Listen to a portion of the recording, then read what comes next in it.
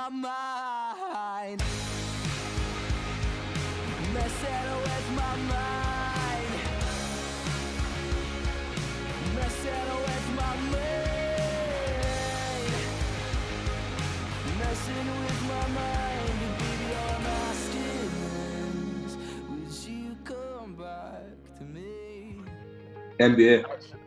I've been playing a bit of NBA, yeah. Oh yeah, it's because of the deal. This is the thing, right? I downloaded it, I got so Yeah. buzzed, and then literally all the things that used to annoy me about it, like back in 2013, are still there. Yeah. Like the Yeah. really delayed passes or the stupid animations. Did you get it for the deal that was on like Xbox and PlayStation? Yeah. Yeah. I got it for like $250, and it's quite class. I mean, I'm not going to complain for $250, but I'd be a bit pissed if I paid £60 for it. Yeah, definitely. But then when it's that cheap, you're like, why not? I ended up, don't usually do it, but I ended up like, I can buy VC. I was just fucking fed up with my career guy just being so shit. This is fucking ridiculous. So I was a small forward. I was like, you can't upgrade your physicals and stuff. And I was like fucking like 60 something speed. And it was just like, this isn't fun. So I just made a point guard, fucking like bought a ton of VC. Yeah. So just an instant beast. So I just kind of cheated my way out. Like, and then fucking Pay to win. Yeah. Brilliant. Well, on that note, then, welcome back everyone to LockedTune podcast. We're here with Bilal and Kyle of Vansleep. How are you guys getting on? Good, man. I've already said that. Yeah, everyone's good. Everyone's good playing NBA. It seems. Yeah. So I gave the spiel. So Kyle, go. You can go. Go what? Well, How are you doing? How's your lockdown experience been? Yeah, there we go. Yeah. A bit slow. It's been fine. I've been writing a lot of tunes. Yeah. And playing some games and turned 20 as well, and bought myself a new guitar. So I've been fiddling with that most of the time. But it's been all right, man. It's been, some days are better than others, But Aye. So for those guys who don't know Vansleep, who are listening, like, describe sort of who you are, what you do, what do you guys get up to? Well, we would describe the sound as like an alternative indie sound, I guess. Okay. And yeah, we've been a band. The Vansleep as a band has been a thing since 2017, I'd say. But it's just slowly kind of become a bit more serious for us, and kind of gathered steam. And yeah, we've got a few songs out. We got 5 songs out just now. So yeah, we're just kind of plugging away at it. Last release came out in April, I believe, 3rd of April. And yeah, we've got another 2 tracks coming out hopefully when lockdown's over and done with. But everything's kind of at a standstill just now, so it's a bit of a pain. Yeah. I'd say anything to add, Bilal? Alternative indie rock. Yeah, I mean, I think Moody. To narrow it down anymore, it is quite a wide net. I know a lot of like local bands that kind of label themselves in that. But yeah, Moody, I would say a lot of the songs that kind of end up on that. It's not quite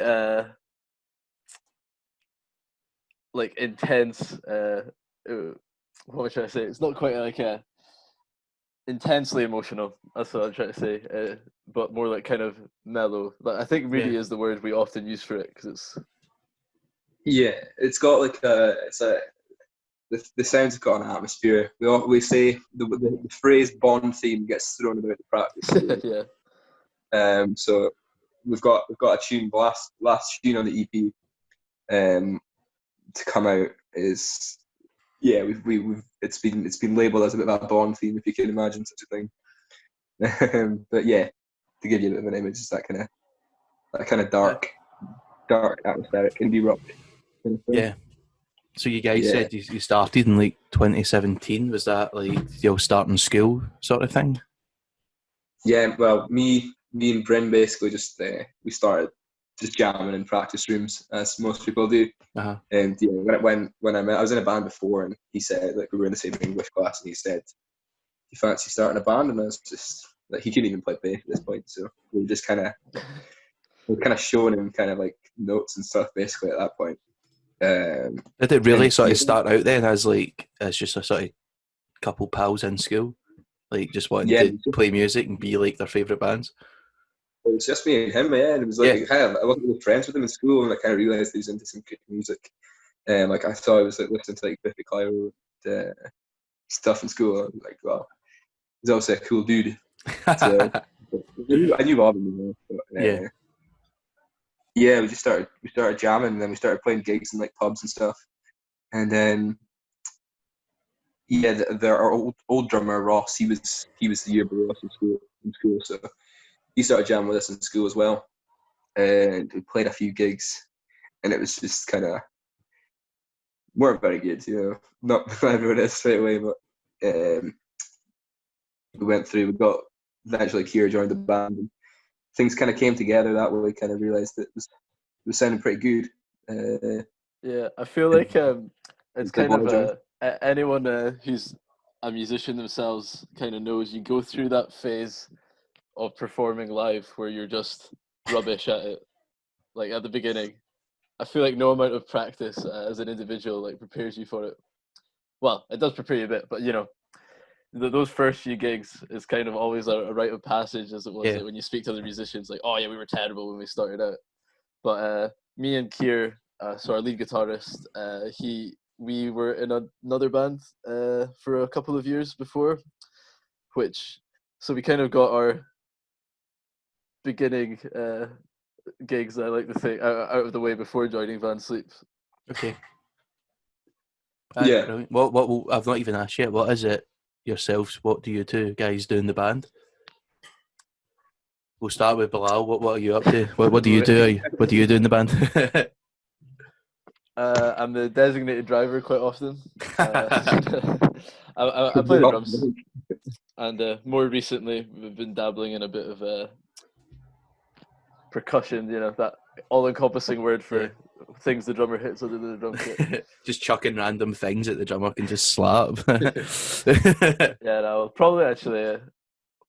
One of the most exciting additions, like in terms of like new gear I got last year, was the Roland SPD-SX, the sample pad. All right.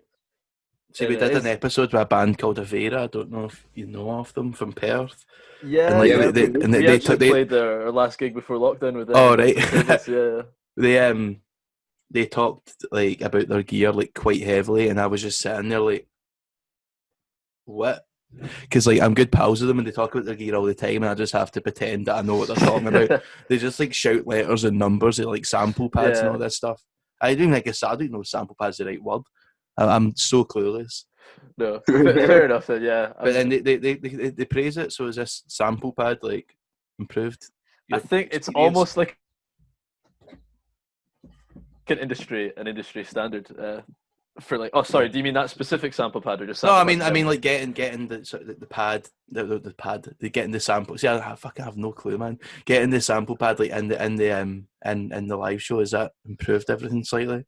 Yeah, so we've actually our primary use for it hasn't actually been what it's named for. It's more been to run backing tracks. So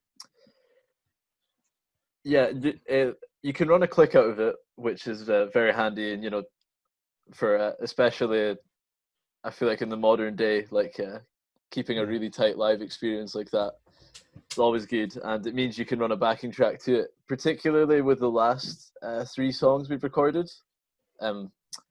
We were working with a producer who quite liked adding in extra like noises, for want of a better word, like ambient noises, extra instruments. Who was it you worked with? Just 45 Aside Studios. Oh yeah, was them? Yeah. Was it Bruce? Paul. No, Paul. I know Bruce sort of, but they both work out of that studio. But it's Paul that we recorded. Brilliant. So like, what was? Sorry, I'll let you continue. I just butted in there. It's all good. I do have a tendency to ramble, so just mate, just go on. We love a ramble. So when we were recording with him, he kind of had like, he's got this amazing collection of samples and stuff, and he was chucking them all over the songs. And we were like, well, yeah, we can get this into the live scenario if we make a backing track to go with it. And I think that's probably been the biggest improvement that a sampling pad's brought for us. Yeah, the live sound is great. Yeah, before it was kind of like, you know, you could tell it was kind of missing something with these songs that are, you know, they're kind of almost made in the studio, and then you play them live and it's just like doesn't sound great. You know, it's missing, like it's a bit hollow. So it's good that it's that we've got that up and running for sure. Aye. And the other big thing, I suppose, is vocals wise.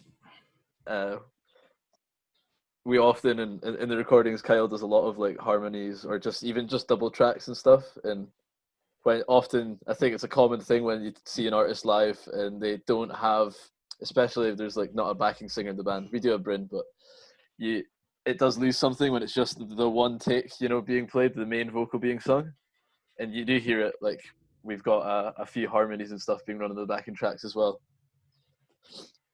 Brilliant. Yeah. So Yeah. there we go. We kind of rambled on a whole spiel there. That was brilliant. But like, I know you guys started off playing sort of like Battle of the Bands and stuff like that. I sort of had a wee scroll down your Instagram just before and had a wee look. So like, what was that sort of an integral part then of Vansleep starting? I suppose I'm just realising we didn't actually let Kyle say what he did in the band. Oh, well, sorry, Kyle, on you go. What do you do? Tell us your infinite wisdom. I am rhythm guitarist, and I sing, and I write the lyrics, write the songs, the kind of, you know, the core of the song. Kyle is Vansleep, he's basically saying right here.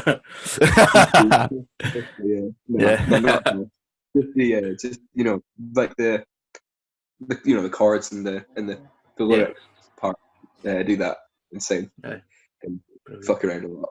Have you always been singing in bands? Like, what made you want to start singing? I don't know. I just liked music, and I like learned how to play guitar when I was 9. Okay. And I was just absolutely obsessed. I remember like I was getting a guitar for my birthday, and then I was getting lessons just after that. But I was like, I knew where the guitar was, and I like was sneaking like under my mum's bed, so like snuck in, got it, and I was like playing it like behind her back, and like so I was just obsessed with the idea of playing guitar, obsessed with like Billy Joe Armstrong and stuff. Yeah. And then I just very quickly got bored of like just playing, and like the singing just kind of came. And then eventually got bored of playing other people's songs and started writing songs like pretty quickly after like learning how to play guitar. Yeah. So it's just something that just kind of came just because of just playing guitar just wasn't doing it enough for me. Yeah. What do you think it was that made you so obsessed? Because you mentioned sort of Billy Joe Armstrong there. Were you sort of let your parents like give you sort of music ideas or like show you bands when you were younger that just made you want to copy them sort of thing? Or did you go and find your music yourself? Yeah, no, music was around like mad. I mean, my first memory of music is probably my granda playing like the Rolling Stones and like the Kinks and the Pogues. And so when I listen to those songs now, it's just like mad kind of nostalgia and that. But that's probably it. And then my mum was into like Bryan Adams and Elton John and Queen and Prince and all these legends. So it was just always around. And then I don't know, my dad's into like Johnny Cash and AC/DC and stuff. So yeah, it's just always been around in my life. So I guess it was kind of inevitable that I was kind of I want to do it. Like once I find something that I'm into, I tend to just kind of go full on. Yeah. Enough. Music's something that I've actually stuck doing, which is rare. Brilliant. Class. So you guys started out doing Battle of the Bands and stuff like that.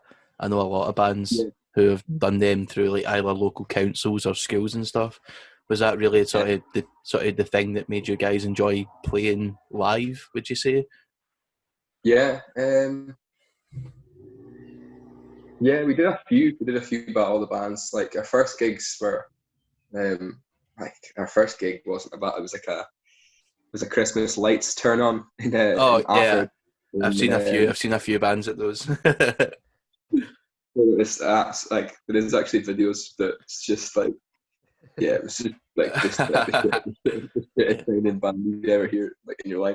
But then playing Battle of the Bands, we didn't win couple, and then it was like we had two in like the space of like a couple weeks or something.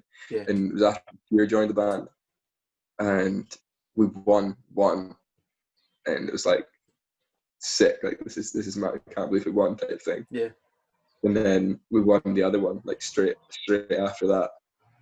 And it's like fuck, you know, I mean, we might be all right for like if we're winning battle, you know, it might be okay. So Yeah. it's just, I don't know, I just kind of loved it. Like, I mean, me and Bryn were playing in pubs. Like I've been playing in pubs. I don't anymore, but I used to when I wasn't in band. So even that was a bit of a turn on. Just kind of liked it, you know. Yeah. Even though it was like a bunch of fucking old alcoholics like kind of shouting at you and like not giving up what you're playing. Yeah, but I just liked it. Do you think battle of bands are like important then for, or have an importance for younger bands starting out like yourselves? I don't know, if you said you've just turned 20 in 2017, you must have been what, just 17, 16, 17 is how important. How important are these battle of the bands competitions for getting folk on a stage? Yeah, important, I guess.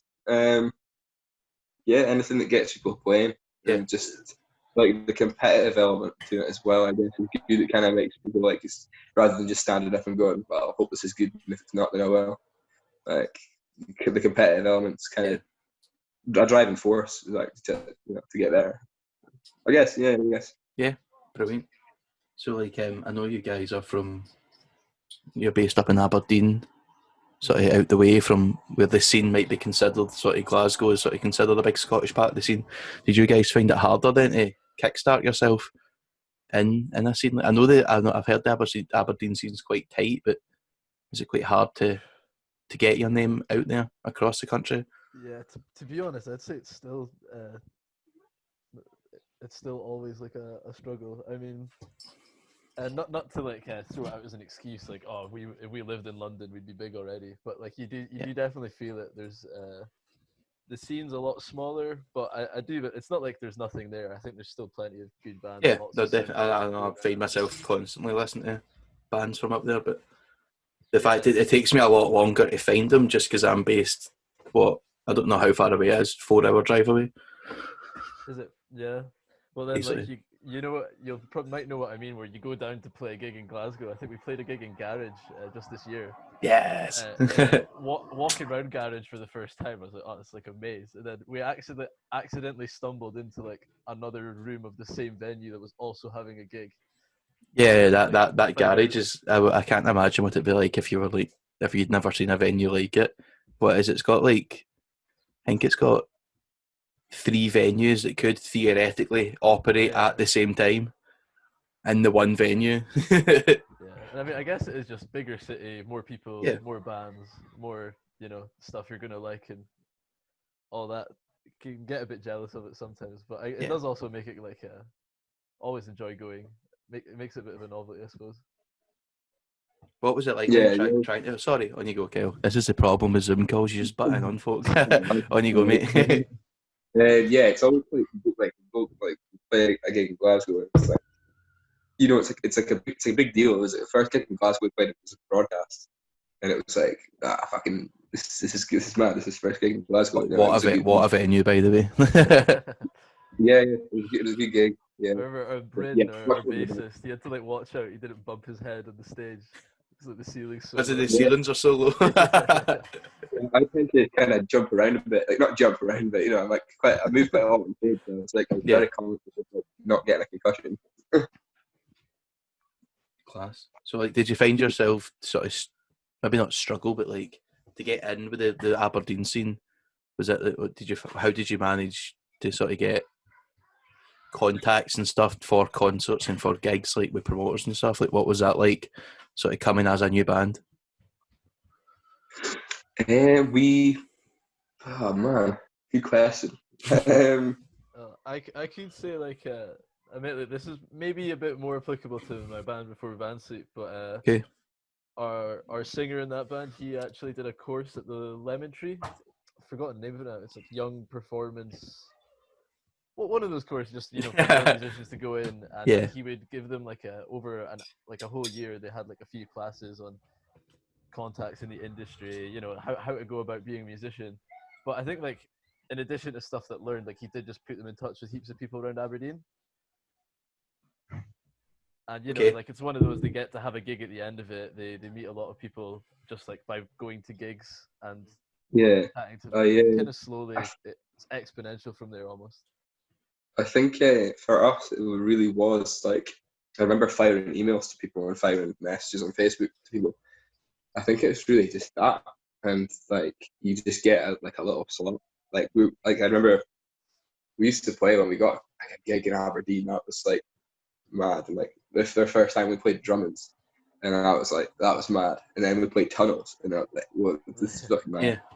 So now, we played everywhere in Aberdeen.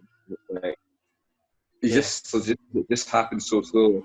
And like, yeah, I remember gigs we used to play in basically a place with a practice room, practice rooms, and they put on gigs. And we played to 6 people. Was the smallest amount we ever played to properly. Who were like paid to like be there and stood, and it was an absolute thing. But I just remember thinking, like, we're paying 6 people. Like, is it worth it?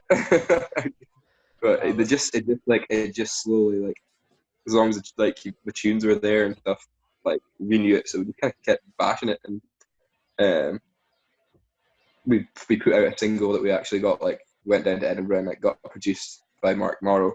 Yeah, so that was a really big deal. And then so that song did really well.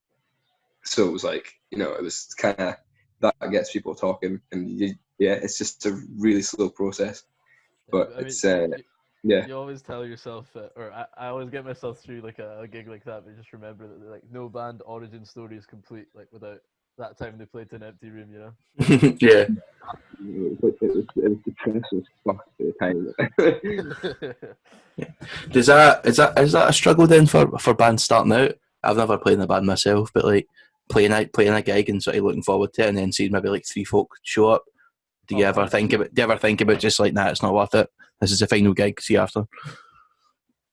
I think we're a bit too young to be having thoughts like packing it in and stuff, but it's definitely a thing. Before a gig, you're hoping, like, in your head it's going to be like amazing. You're going to be packed out. Everyone's like dancing around. And a lot of the time, like, you can have those expectations let down. But the opposite's also true. I think sometimes you try and manage your expectations. You're like, there's going to be like a few mates, singing along, but then you actually get a bigger crowd than you're expecting. So it works both ways, I suppose. Yeah, it happens every time, man. I always think like, oh, it's gonna be no one here. It's gonna be no one at this one. And it's like it's bigger than the last one. But like, like when I used to play gigs in pubs and stuff, that's dire. Like I've never thought about packing it in for because of that, like in the band or anything, just because it's too much fun. But when I used to play in like pubs and stuff, and I was like a bit younger, that's pretty, like, it's pretty tough when you're like, I was just a kid as well. It's like there's no one listening. No one cares about what I'm singing. I've like rehearsed this like 3-hour set, and no one gives a fuck. And I'm getting like hassle from some guy to play like Maggie May and shit. And then like, I played it, and he just keeps giving me hassle, stuff like that. It's like, I've thought like, fuck this, like. I don't do it anymore, so yeah, it's a bit.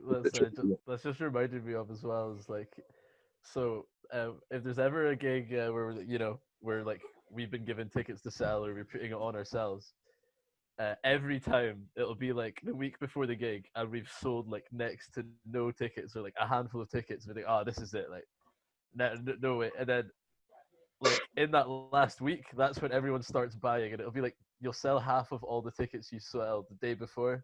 Yeah. And it's like, all right, okay, it was like just that again. But even knowing that that's probably going to happen, you still get so anxious about it when it's like a few days ago and you've not even scratched what you sold before. Yeah. I remember like our headline, like 15th February, we headlined. There's like tunnels. It was like the first headline that we've done in over a year, and it was like, this is gonna make or break it. Like, this is gonna be like either no one there, we're gonna get a really good crowd. And it was just like in our heads, it was just like the anxiety was just like there's no one buying these tickets. There's no one buying these tickets. And then what 2 weeks before kind of tickets started going and stuff. Yeah. And then like on the night, it was like I can't remember how many tickets it was sold. Like pre, I think it was 100, over 100 pre, and then it was like hit over 200. So like it just shows you like on the door and stuff. How, like there's no need to be anxious about it. But you always are. Yeah, I think I've personally become quite guilty of just waiting until like the week before and then be like, oh wait, that gig's on Saturday, I better fucking get a ticket. Fair, though, it's true, isn't it? Like, I mean, we all do it unless you're worried it's going to sell out. It's like, what's the point? I might as well wait and see if I am free or if I am up for it. Yeah. Instead of the early commitment. Yeah. Brilliant. So what was it like then? Like you said that sort of getting your family and friends there. What was it like then when you started seeing new faces that you've not seen before in the crowd when you're performing? Was that quite a sort of step back moment? Yeah, definitely. I think it's still blows my mind like to played to your like friends for ages, in that kind of grinding process, that grinding stage, and then once you start seeing like results, and you start seeing people like you don't even know in the pit and stuff. You just see these faces like veins popping out of necks, like just singing your songs that you don't even know who they are. That's pretty mad. And whenever say like you sign something, it's just like a bit, it's not nothing crazy, but signing stuff is like pretty cool. And sometimes there's one time after our first single like came out, we had got a music video, and I was out in Aberdeen and was walking down Union Street, and some guy like stopped me and was like, "Are you in that band Vansleep?" I was like, "Yeah, man." Yeah, and I was like, "Fuck, I don't know who you are," but that's that must feel amazing, man. Must feel class. What's that? It must just feel brilliant just having that. Like, it must be the dream just to get folk to sort of recognise you for the music. Yeah, so with like whenever it happens, like it happens like sometimes in Aberdeen, obviously, and like if I'm with pals and stuff, it's like, who's recognise you from the band? It's like, yeah, it happens all the time, man. It happens all the time. Trying to play it cool and you're losing your mind. Yeah, I think it's definitely something that like you don't really get used to that like that just in feeling of enjoyment or fulfillment you get from it. And no chance. It's too much. That, like when everyone starts out, or I think for a lot of their first inspiration, you're watching like these massive stadium concerts where there's like that times a million, right? And you think, oh, it'd be amazing to do that for so many people, but I'm not saying that it's better or as good as a stadium concert by any means, but like it is surprising just how much like one or two people getting really into it and like really enjoying the music can feel like really good, even though it is just one or two people, as you're saying. Yeah, totally. Class. I think on that note then we'll take a quick break. As I've said before, the break doesn't affect the listeners, but we can get a wee 5 minutes. So yeah, in the next half we'll just go on to talk about just after the next single that Vansleep released. The first single that Vansleep released, we're going to talk about the boys and their future gigs, and then we'll just have a sort of chat with them about what's going on. So yeah, see you guys after the break.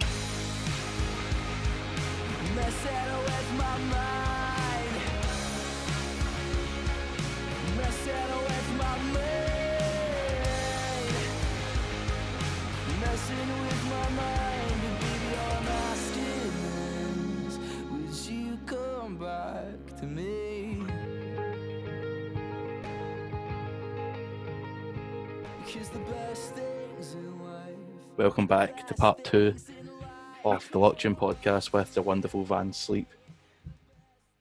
There we go. So I know that your debut single did 12,500 streams in like under a month. What was that like for you guys? Must have been pretty mental. It was it was very unexpected. We didn't think that out of the gates it would be like that, like much.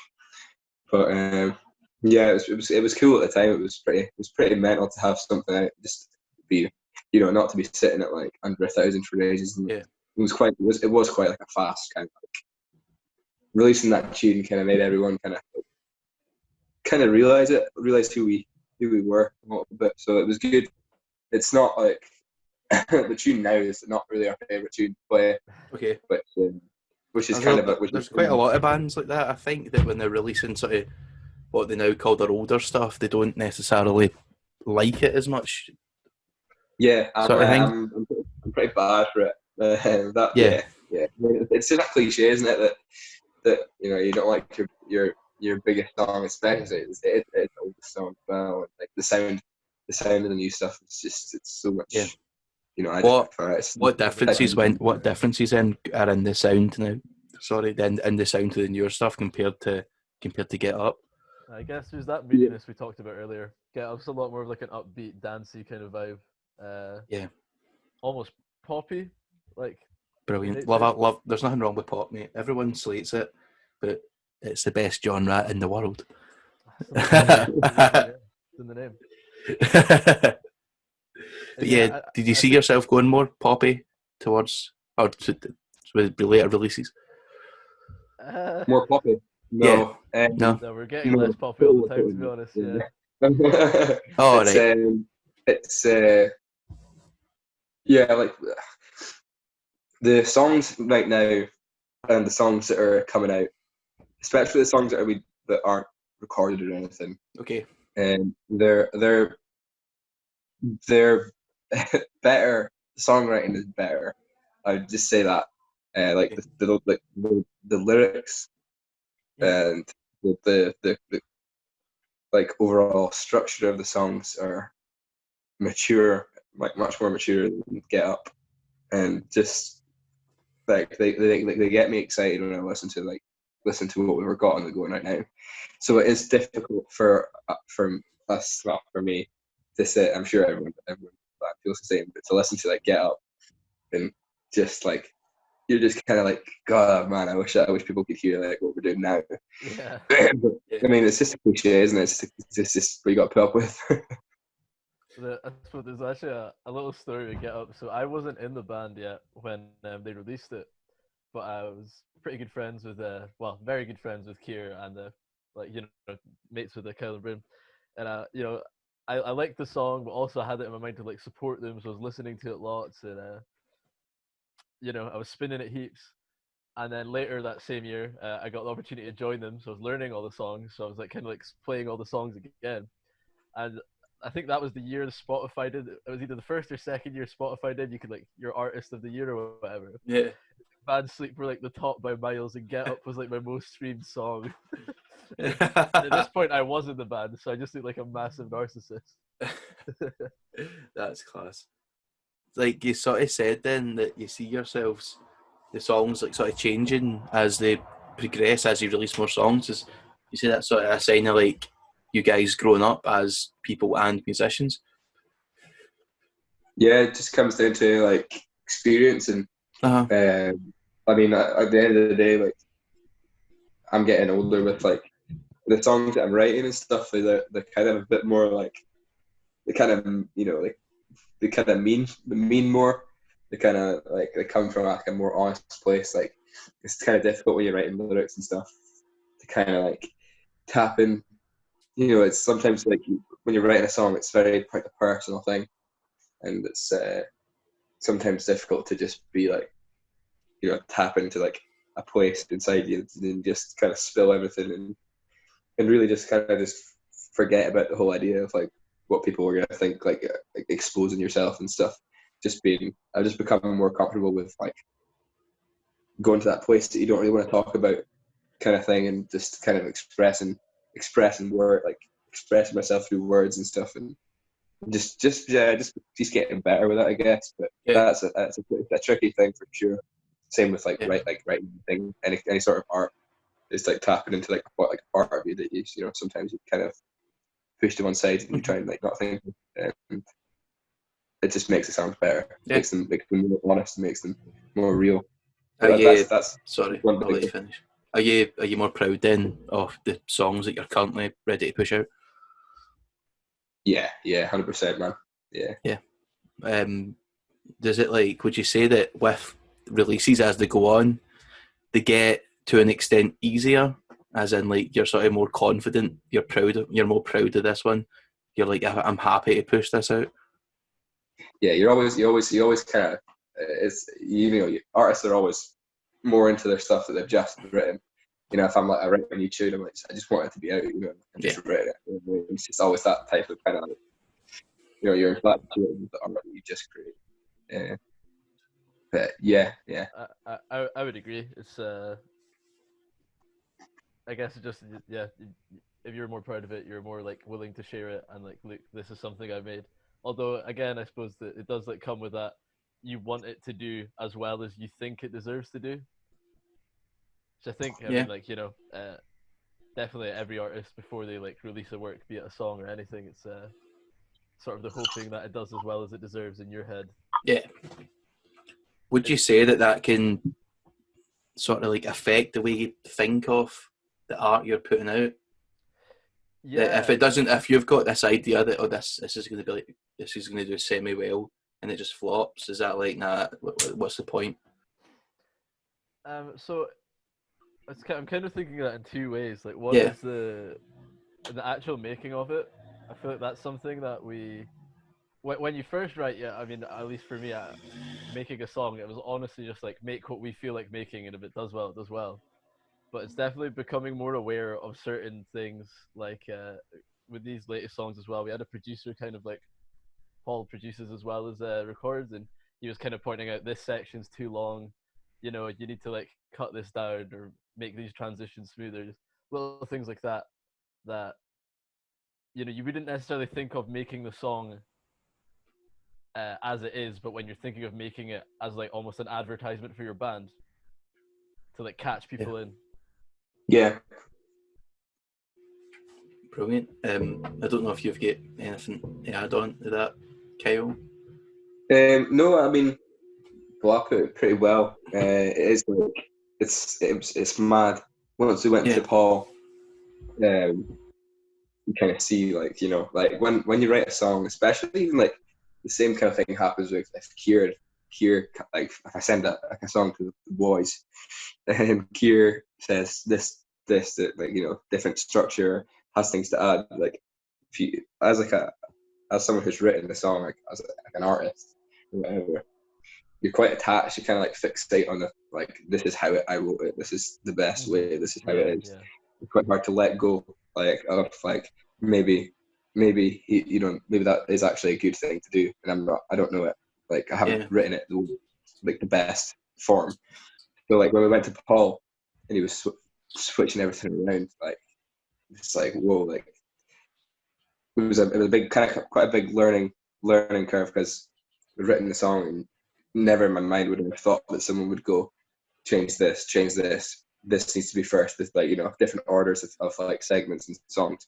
And that was just like a bit of a reality check. Like I don't you don't write the most amazing song straight away. Well, looking back on Paul saying that stuff, was that maybe needed at the time, or maybe did you not think it was needed? But then when looking back on it and listening to the final product, you were like, yeah, that is like it's what we sort of needed to happen with that song, and it's made it so much better. Yeah, I mean, some changes were instant. Like he would like do this. I think there was like a bit in Stargazer where like it was originally like almost like a drum solo, wasn't it? And then he just like scrapped that and kept the beat steady and kind of made a bit more of like an ambient noise to it. And then all of us just kind of looked at each other like, oh, that is like so much more of what that should better. be like. Just better. And like he had me like writing like Stargazer didn't have a chorus at the time. It was a very like proggy kind of song. And it was like it needs a chorus, and then fuck. So I just went upstairs and like wrote a chorus over like in the studio and recorded it. And it was just like it was just like a wake up moment. Like you kind of have to like not have so much ego around like what I'm writing, because at the end of the day there's a million different things you could do to the song to make it better than it already is. But at the time, it was something that I'd never experienced someone doing to something that I'd written, or the same with the boys, like, it would be the same for them. So yeah, I suppose it is worth mentioning. It's not all. It wasn't all like that either. Like there are some parts where like you don't see it right away, and you're like, oh, is that better than what we already had? And like I feel like going into the studio as well, like and having another voice it doesn't get heated, but you do almost get into like, well, that's my song, Yeah. it's my part that I've written this way. But I would say actually, to give credit to him, like looking back on it, I don't think any of it was really a change for the worse. Like Yeah. But some, I guess it's that ego Kyle's on about. Like, so in the moment, they're at the like first suggestion of it, it was a little harder to process. But like, yeah. Looking back on it now, 100%. Yeah, now it's easy to kind of process. Class. So, like, going on to a sort of a live perspective then from Vansleep, you guys have had the opportunity to open up for some massive bands like we talked about just before we started recording. So, like, sort of opened up for Vistas, The Dunts, Dancing on Tables, Retro Video Club. Is like, what are those sort of bigger gigs like with a bigger production compared with like sort of putting on your own gig with not as much sort of things around them? It's a massive learning experience. I'd say, 'cause you're, you know what I mean? Like the bigger band comes to town, or even if they're from your own town, I guess. In the case of Vistas, they kind of started as like a Aberdeen and Edinburgh band. Mate, I honestly find that just everything, but they've made the jump from local band to Britain band, and it's mad. Yeah, no. It's class. It's almost like you're not supposed to know any of these people like that while they're still small, are you? It's like... Yeah. But yeah, just sort of. But I think we keep fucking diverging. Oh, yeah, I keep diverging.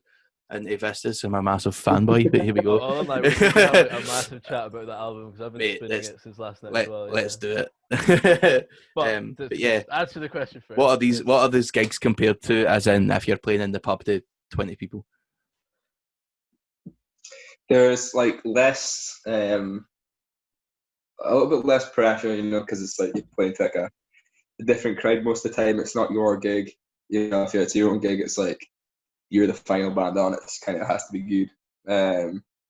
Not that it doesn't have to be. I was going to say. Yeah.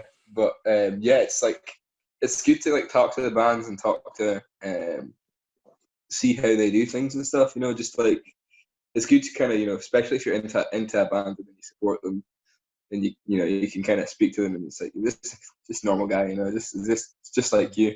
Aye. And you know, it's cool, but like you do tend to, like, especially like, you know, like a year ago, you know, it's like these guys, you know, you think you're good, like, as you do in a band, but you know, you see this and you see something like a band, it's like they're fucking really good, you know, and it kind of makes you kind of want to get to that level.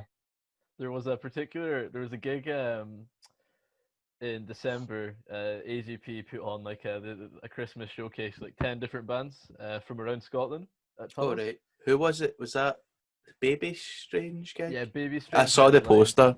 Yeah.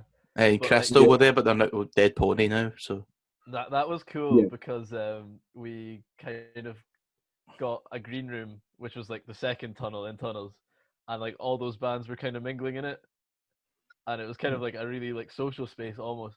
I think most of them, was it 6 of them, were from Glasgow. So it was almost an element of like I could just feel the camaraderie between like the Glaswegian bands. I guess this goes back to what we were saying earlier, like the community they've got down there. It was cool to kind of get a piece of that, as it was, like mingle with them, just have a chat and all that. Yeah, it was really cool. Yeah, you can kind of just speak to like all these people, you know, that you've got. You know, I've been listening to them just on my phone, like on a daily basis, and like most of them are here, like, you know, from like kind of local Glasgow bands in the theme that. You know, speaking to all the people, it's like whoa, it's pretty neat, and like everyone was fucking wrecked at the end of it. Yeah, that's the thing. The other thing, the privilege of like supporting means you get to go backstage after they played and stuff, and like, so you know, like you can see like some musicians carrying themselves like really well, and then I think I saw it was like the singer of Gallus literally just like slide tackling the Crystal's guitarist. I think like that's the thing. Like I don't know what I've heard in Aberdeen. It's quite tight knit, but in Glasgow, like there's a specific 10 or so bands who are like best pals, and like they'll do it like they're just like the best of pals in the world, and I think that's kind of sets Glasgow kind of apart from other sort of scenes, just because they've got this really tight knit community where everyone's supporting everyone. But is that the same up in Aberdeen? Yeah, Are bands as tight knit? It's the same, man. Yeah, I mean, I've heard like, you know, people like what? It's like the Ninth Wave and Lucia. You know, they all live together, do they? Yeah. Is that true? Yeah, Yeah, it's like so- there's a I think there's a Ticketmaster documentary thing about it. Yeah, that's what I want. So I think what this go in that flat as well. Or Mate, something. it's a mad flat in that place. There's nothing like that, but like, you know, we're all pals. Like we're all mates. We go around to, you know, we go out and we like have Yeah. you know, parties. You know, we go out and have gas and stuff. Well, it's all you know. The majority of us are in bands and stuff, and we all get on very well. Yeah. It's not much kind of, you know, like. Who are some of like the Aberdeen bands that you sort of like look up to and are like friendly with? In Aberdeen? Yeah, well, I know like I only know a few of them, but like I think the best. Well, I'm not saying the best. That's terrible. Like one of my favourite ones is like Dude Trips. Oh yeah. One of my honestly, I think their album last year I put it as like maybe the top 2 albums of the year for me. Man, that album hit me in the absolute perfect spot. Mate, they were saying things that like in their songs that I didn't know I felt. I was literally, I was literally just out of a breakup, like in processing it when the album came out. So you know when like it hits you at the right time in your life as well. Yeah. No, Dude Trips certainly really good buds with them. Another band from Fraserburgh, Bleach. All right.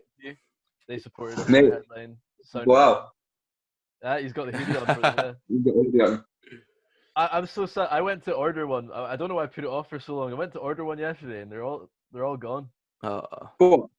Mate, if you're not fast, you're last. It's like Least what they we're weren't on talking the about with big the tickets. I might message AJ, see if you can drop one. He's still got one. He's still got. Sick. All right, that's what I'll do then. Yeah. The Capolos, another. Oh yeah, I've never actually like properly checked them out, but they follow me on Twitter and I follow them. They were they the biggest gig we've played to? Was it 500 people? Unit 51. Yeah, I suppose it was. Yeah. It was a really fun time. Yeah, and all nice guys, friends too. I suppose you could just keep mentioning bands over. Go for it. List them all. I want to hear them all. Terra Nova, Angry Man Car Park. I've had a few of them. Yeah. I want to shout out a band called the New Routines. They're quite small. They're quite pretty young. But I'm any opportunity when anyone asks me about what bands are from Aberdeen, I always say New Routines because live. I saw them live for once, and I was blown away. I thought it was so good. It was like it was just really tight. And then we got them on supporting us at our headline. They're just unbelievably good, and they don't get enough credit. I don't think so. Yeah, definitely. I always say them. I think as well, it's one of those things like they're still that young where you go, wow, they're that young and they're sounding like that. Like, wait, what age are they? I'm actually not sure, but I don't know if they're 18. They must be like 16, 17. Yeah. There's a band from Glasgow called, we had them on the podcast a couple of weeks ago, Spires. Have you heard of them? Yeah, of course. Yeah, head the Spires are they're like they range from between 16 and like 18, but it's like a young 18. Like the guy turned 18 like 4 months ago, and like they released their first tune when the girl like who sings was 15. Like insane stuff. Yeah, got massive respect for Foley. New Routines, they what was I gonna say? Yeah, like I spoke to them. You know, I was like, fucking hell, like you guys are really good. And then they didn't believe me. Yeah. So, you know what I mean? So that's always a good sign. You know, they're pretty like they don't believe what I'm saying. So yeah, I think they're great. Yeah, New Routines. Brilliant. So like, what were the plans for 2020? I know 2020 is kind of a bit. Oh man, no. No one knows what 2020 is going to be, do they? But what were the sort of plans for going ahead and Vansleep with this year? You've already mentioned you had your headline at the start of the year, but was there sort of more planned for the next few months? Or? Well, this month May was supposed to be a good one. We were supposed to be having a gig swap with a band from Glasgow called False Friends. They were. Wait, yeah, I know those guys. Is that like? Oh. That's another couple of bands I do know them. Be supporting us in Aberdeen with False Friends was Offline and Oh, shout out to Dean, co-host. Yeah. Where's he at today, by the way? Well, he should be here, but he's not. I don't know where he is, but yeah, that's it. Hope he's doing all right. But yeah, and then we were going to be going down to Glasgow and getting to support False Friends headlining down there. But alas, I think it's been pushed back to the start of next year now. Hopefully, it gets to stay there. Yeah. And just kind of a few gigs like that. Yeah, we hadn't heard back from too many festivals. Okay. Like before, they were all just getting cancelled anyway. But we were hoping to play a few this summer. Grampian Pride was one. Brilliant. And there was a big Dunfermline gig with Amy Lou planned in August. All Day, which I'm not gonna lie, that sounded like so much fun. That's probably one of the most disappointing ones for me. Yeah. Because I've yet to play in Dunfermline. I'm just like kind of like I understand gigs have to be cancelled now. Like fully understand it, but just it's kind of gutting, isn't it? Yeah. Like I don't know. Like have you guys dabbled in the Instagram Live, Facebook Live kind of thing? Oh yeah, Kyle's been doing it. Yeah. What do you think? What do you think of them? Because I know my opinion sort of changed over the last few weeks, but I'd like to know what you think of the whole Instagram Live thing. I've done, like I did. The first one I did was what was it? Edinburgh. It was Underground Sounds. Oh Edinburgh.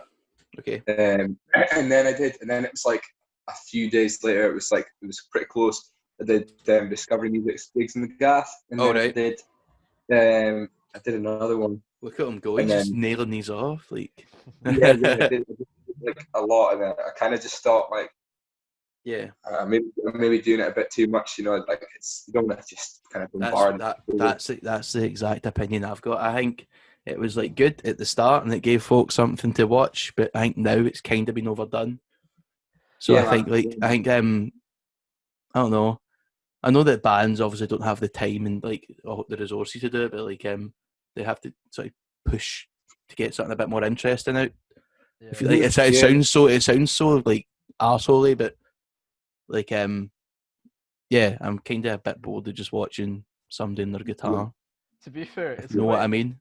You say like about bands having time and resources, but you look at Biffy, like arguably one of the most like Did you see that? Did you see that live set? Did you watch that live set? It was insane.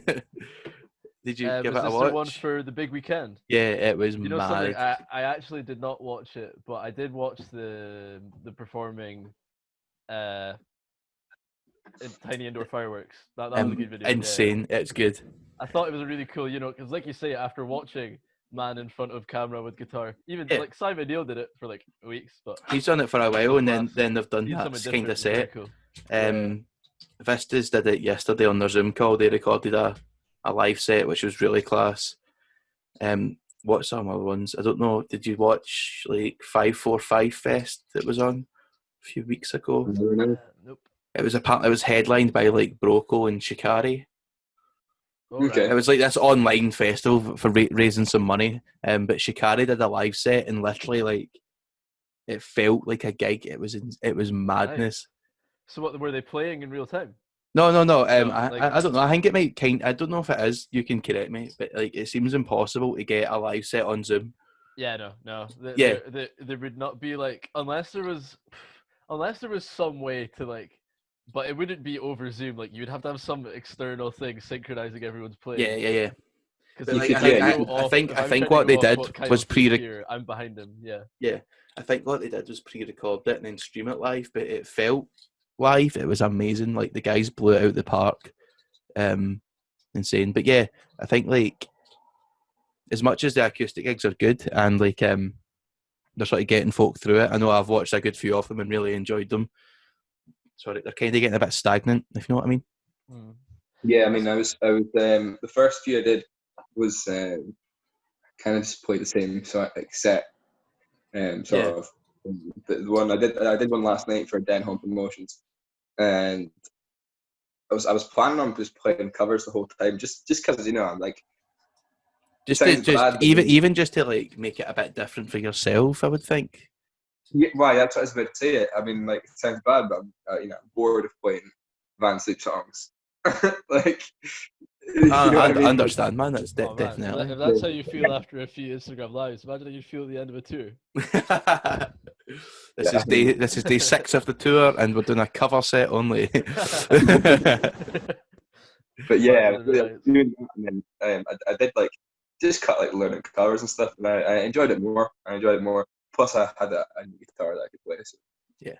I was going to enjoy it more. But yeah, I know what you mean. It's a bit boring Yeah, sometimes. but like at the same time, like I hate saying it's boring because it's all folk can really do at the time. But like, shout out to the bands who are going above and beyond when they don't really have to, because it's just mad. Yeah, I guess there's like the a big difference is, right, if you go and see someone live and just say like, I would never really encourage it or anything, but you know, say it's like a song you find particularly boring or something, you'd like, unless you're nipping off the bathroom or getting a drink, you do kind of just have to stand there. But if you're watching like an Instagram live set or something, you take the opportunity, like you can make a cup of tea or scroll through Facebook or something. Yeah, Come back to it. definitely. Try to find a pro in amongst the many cons. Class. That's actually an interesting point you've raised. Like, what do you think of sort of bands who like maybe have worse songs on the set list and then folk kind of just leave for them? I know that I do it all the time and I hate doing it, but at the same time I kind of have to. Not have to. Like, so like an example I would have gigs, I would say, in a live set before. But when gigs were actually a thing, if we can think back to that amazing time, but like I saw the 1975 at the Hydro, and they do them. They have a lot of sort of slower shit songs, and they're one of my favourite bands. I'm wearing their t-shirt right now, but like it's the kind of thing where I see it as an opportunity. Like, oh, if they're playing this, then now I can go and buy a pint.